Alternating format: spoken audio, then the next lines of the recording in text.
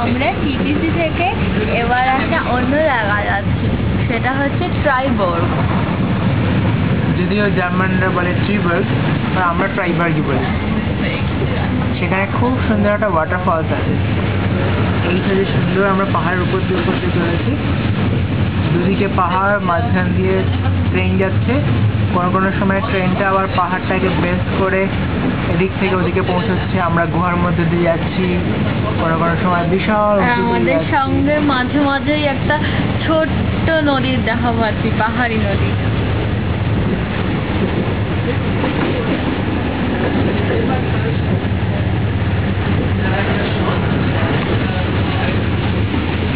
আমরা এখন টিটিসি থেকে পৌঁছাবো ট্রিবার্গে, তখন ট্রিবার্গে আবার তোমাদের ফটো তুলে দেখাবো। হ্যাঁ, এখন তো আমার তাহলে রাখছি। Tata, bye bye. বাই।